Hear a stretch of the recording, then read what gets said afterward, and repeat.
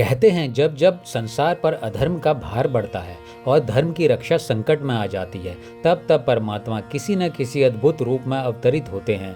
कभी वे पराक्रमी पुरुष का रूप लेकर दुष्टों का संहार करते हैं और कभी मासूम बालक बनकर प्रेम का संदेश देते हैं।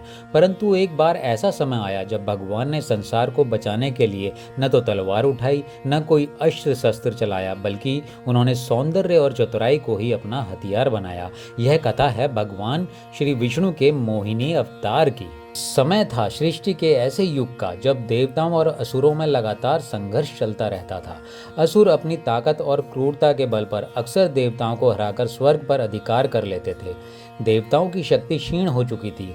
तब देवताओं ने भगवान विष्णु की शरण ली। विष्णु ने कहा, यदि अमृत प्राप्त कर लो तो तुम्हारी शक्ति अमर हो जाएगी और तुम पुनः असुरों को परास्त कर सकोगे। परंतु अमृत मिलेगा कैसे? तब भगवान ने योजना बताई समुद्र मंथन की। देवता और असुर दोनों को एक साथ मिलकर क्षीर सागर का मंथन करना था। मंदरांचल पर्वत को मंथन दंडी बनाया गया और वासुकी नाग को रस्सी। दोनों जल समुद्र के विपरीत छोर पर खड़े होकर मंथन करने लगे। जैसे जैसे मंथन आगे बढ़ा, समुद्र से अनगिनत रत्न और अद्भुत वस्तुएं निकलने लगी। कामधेनु गाय, ऐरावत हाथी, उच्चैश्रवा घोड़ा, कौस्तुभ मणि, अप्सराएं और अंत में लक्ष्मी जी स्वयं प्रकट हुई। देवताओं और असुरों की आंखें चौंधिया गई, लेकिन मंथन का असली उद्देश्य अभी शेष था, अमृत कलश। अंततः समुद्र से धन्वंतरी देव प्रकट हुए। उनके हाथों में स्वर्ण कलश था जिसमें अमृत भरा हुआ था। जैसे ही असुरों की नजर अमृत पर पड़ी, उनका लोभ जाग उठा। उन्होंने बिजली सी तेजी से कलश छीन लिया और अपने शिविर में भाग गए। अब देवताओं के चेहरों पर चिंता की रेखाएं खिंच गई। अगर असुर अमृत पी लेंगे तो वे अमर हो जाएंगे और फिर कभी धर्म की विजय नहीं हो पाएगी। देवताओं ने फिर भगवान श्री विष्णु की शरण ली। प्रभु, अब क्या होगा? उन्होंने विनती करी। भगवान विष्णु मुस्कुराए।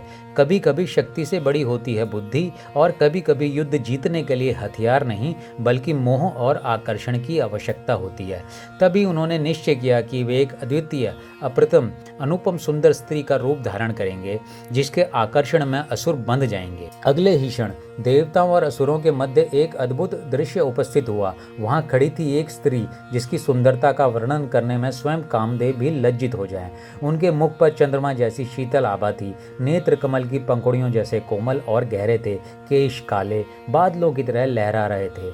उनकी चाल में ऐसी लय थी मानो स्वयं संगीत उसमें बसा हुआ हो। असुरों की आंखें स्तब्ध थी। उनके हाथों में अमृत कलश तो था, मगर मन मोहिनी के रूप में बंध गया था। मोहिनी ने मधुर स्वर में कहा, हे वीरों, मैं देख रही हूँ तुम लोग किसी विशेष वस्तु को लेकर वाद विवाद कर रहे हो। यदि चाहो तो मैं इसे न्यायपूर्वक बांट सकती हूँ, परंतु मेरी एक शर्त है, जो मैं कहूँ वही मानना होगा। असुर, जो सामान्यतः किसी पर विश्वास नहीं करते थे, मोहिनी की वाणी और सौंदर्य में ऐसे बंध गए कि उन्होंने बिना सोचे समझे मान लिया। मोहिनी ने दोनों दलों को पंक्तिबद्ध किया, एक ओर देवता और दूसरी ओर असुर। उसने अमृत कलश को थामते हुए मुस्कुराकर कहा, पहले मैं देवताओं को अमृत दूंगी और फिर असुरों को। असुर उसकी मोहक मुस्कान में ऐसे खोए कि विरोध करना ही भूल गए।